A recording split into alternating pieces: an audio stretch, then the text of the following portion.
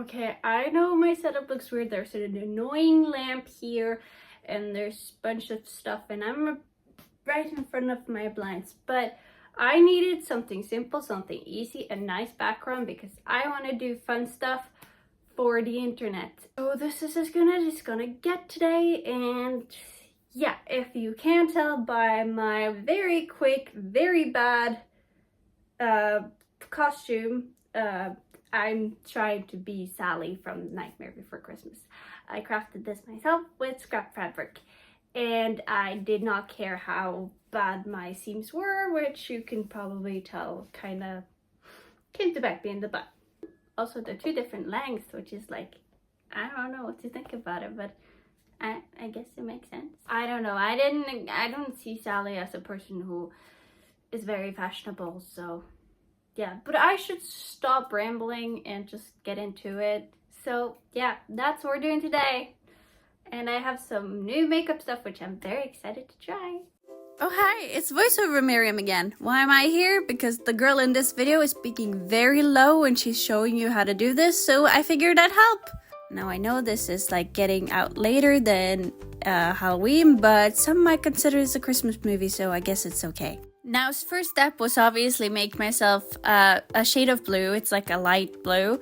So I mixed these two shades. My blue one is from Glisten Cosmetics and my white one is from Color Fix because it was the only white one I could find, and Glisten was sold out, but I don't know how wise it was to like mix these, but I mean, it worked out. It just took me like a really long time, as you can see, and I'm trying a lot of different mediums. And yes, I know some places are gonna turn a bit patchy, but I was doing my best. This was the best I could do, so just bear with me, okay? It's gonna turn out fine in the end, I promise. And then of course I had to get like my neck and my shoulders, and I don't usually do that a lot, so it was kind of weird to do on myself. And I was having a hard time with the paint, so I just started slapping it on myself. Just like this.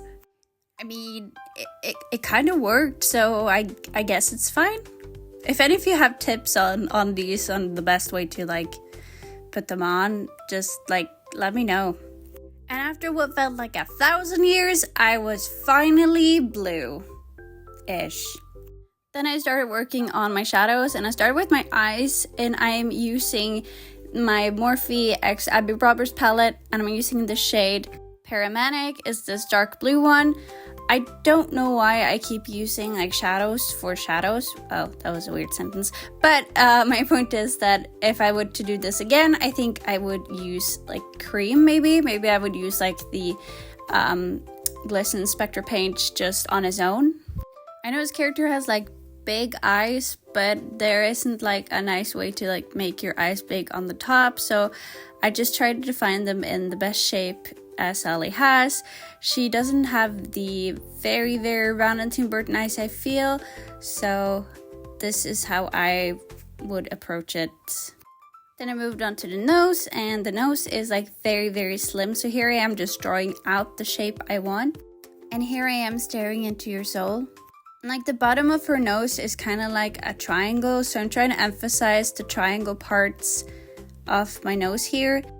Like I try to soften out the shadows, but as I progress, it's just I don't know what I was thinking, but it looks very nice here, and I should have just stopped, but I just kept going because as you can see, I went kind of overboard with my shadows here, and it looks kind of odd, and I'm trying to like look at ways to like smooth the shadows out again.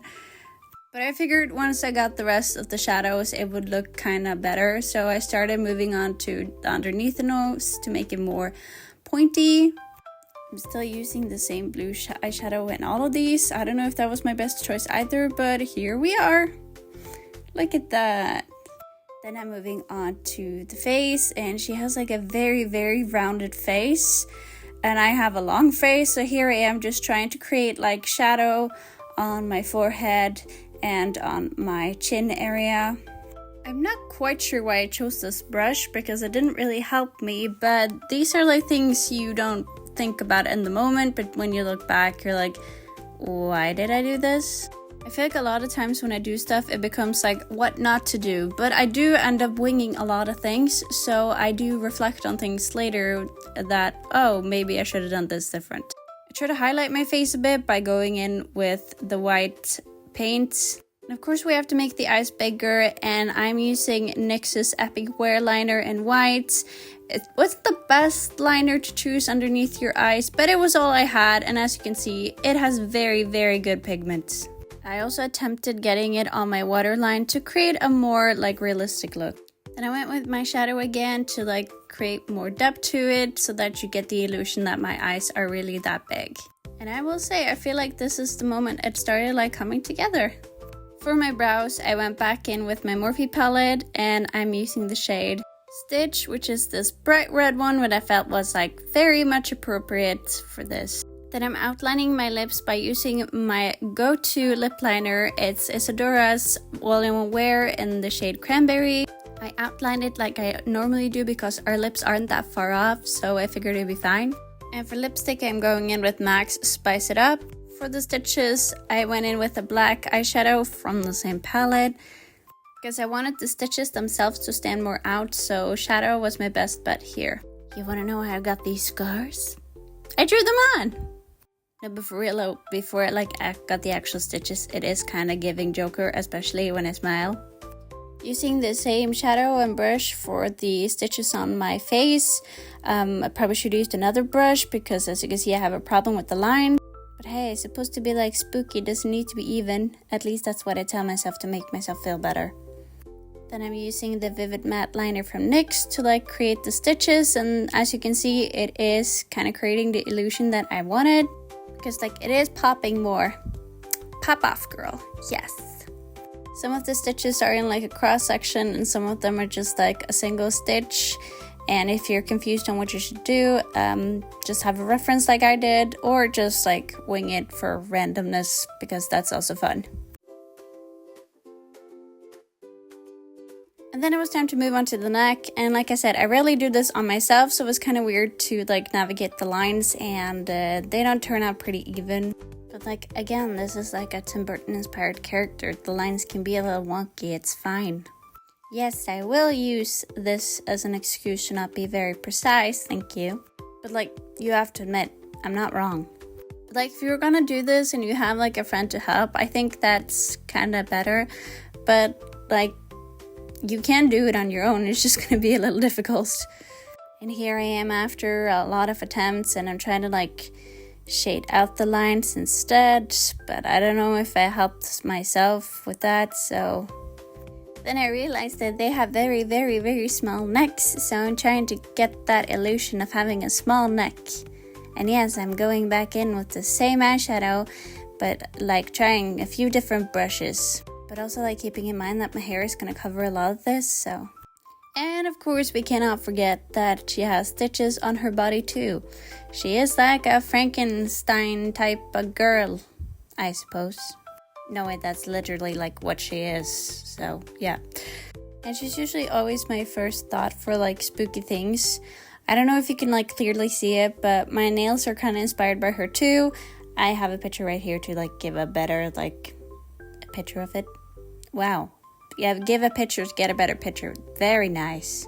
Also, my eyeliner was nearing the end of its lifespan, so it was kind of hard to like place all the stitches around and make it look nice and bright. And this is my last attempt to get a nice and clean line. And I think I somewhat kind of got it, so I am happy. Then I added some lashes because she has very, very big lashes. And yes, they don't look very like nice on because I just slapped them on with like no glue to like try to make them more wonky like. And also I might have been a bit lazy because I was kind of done at this point, and I was like, I'm gonna take this off right after. Do I really want to glue lashes on my face right now? No, thank you. But to like also give me a nice effect, I went and I drew lashes on top of my lashes. I just like flicked strands like over my crease. It doesn't need to be like nice either because it's just to create a shadow. And then, moment of truth. My hair does actually look more red than it is. Okay, I think I did it. I really think I did it. I don't know. Somehow my face looks even more rounded when I took my hair down. This is so weird. If you don't see my hands, I did it. Whoa. Okay, thanks so much for watching. I hope this was enjoyable. I was about to do something to my hair too, but I think I'm gonna let it go. I feel like I did a very good job. I think I did her justice, and now I'm gonna go take it all off. Probably an hour spent, and now I'm gonna take it all off, and I'm gonna order some food and just chill for the rest of the day, I think. Yeah.